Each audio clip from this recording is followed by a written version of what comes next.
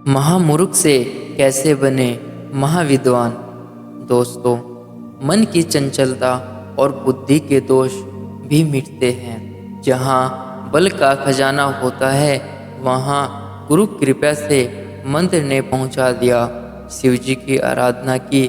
शिवजी तो नहीं आए, लेकिन शिवजी का नंदी आ गया।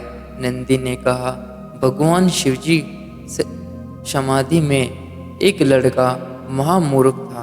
उसका नाम पाणिनि था। उसे एक विद्यालय में भर्ती किया गया तो तब उसकी उम्र 14 साल की थी। तब उसको कहा गया कि पहली कक्षा में नापास नापास नापास।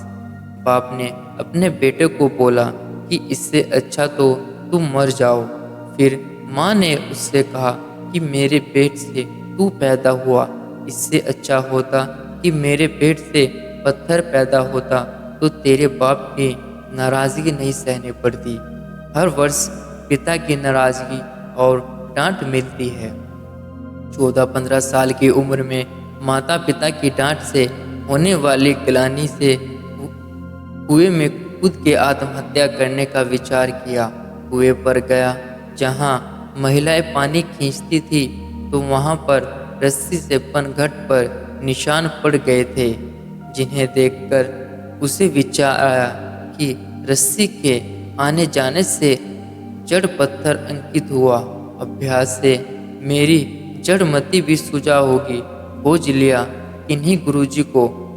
उन्होंने उसे शिवजी के ओम नमः शिवाय मंत्र की छंद देवता बीज आदि बताकर जब अनुष्ठान की रीत बता दी और उसका जीवन बदल गया। जैसे डायनमो घूमता है तो उससे ऊर्जा बनती है, ठीक ऐसे ही यदि आप मंत्र बार बार जपते हैं तो आध्यात्मिक ऊर्जा पैदा होती है। प्राण शक्ति और जीवन शक्ति दोनों विकसित होती है। परमात्मा से जो चेतना आती है वह जप करने से ज़्यादा आती है। इसलिए मंत्र दीक्षा का महत्व है। मंत्र जप से शरीर के रोग, मन की चंचलता और बुद्धि के दोष भी मिटते हैं।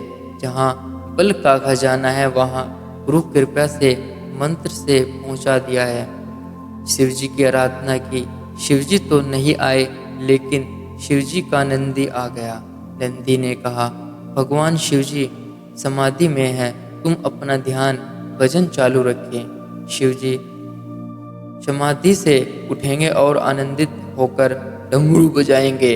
डमरू से जो ध्वनि निकलेगी जिसकी जो मनोकामना होगी उसी के अनुसार अर्थ लगेगा। वह पाणिनि नामक लड़का बैठ गया, जप करने लगा। गुरु के दिए हुए मंत्र का जप करते करते ध्यानस्थ हो गया। शिवजी समाधि से उठे, नृत्य किया और 14 बार डमरू बजाया। डमरू की ध्वनि से सनकादि ऋषियों को उसका अर्थ मालूम हुआ, लेकिन उससे 14 सूत्र प्राप्त किए। इनसे संस्कृत का व्याकरण बनाया। वह लड़का संस्कृत का बड़ा विद्वान बन गया। पाणिनि को मंत्र मिल गया तो बन गए पाणिनि मुनि, और ऐसी शक्तियाँ जगी कि उन्होंने संस्कृत का व्याकरण बना दिया। उसके बाद उनके व्याकरण की बराबरी करने वाला कोई व्याकरण में नहीं बना।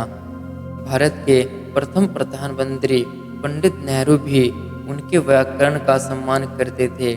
पाणिनि मुनि की प्रशंसा करते हुए पंडित नेहरू बोलते हैं कि कितना महान व्याकरण है। इनका विद्यार्थी पहली से लेकर आचार्य MA तक संस्कृत पढ़े तो पाणिनि मुनि का ही व्याकरण काम में आता है। मंत्र जप से चंचलता मिटती है और योग्यताएं विकसित होती है। यह मंत्र की कैसी शक्ति है। जब महामूर्ख में से महाविद्वान बन सकता है तो जीवात्मा से परमात्मा का प्यार ब्रह्मवेत्ता बन जाए तो क्या आश्चर्य। तो दोस्तों, कैसी लगी हमारी कहानी कमेंट करके ज़रूर बताएं।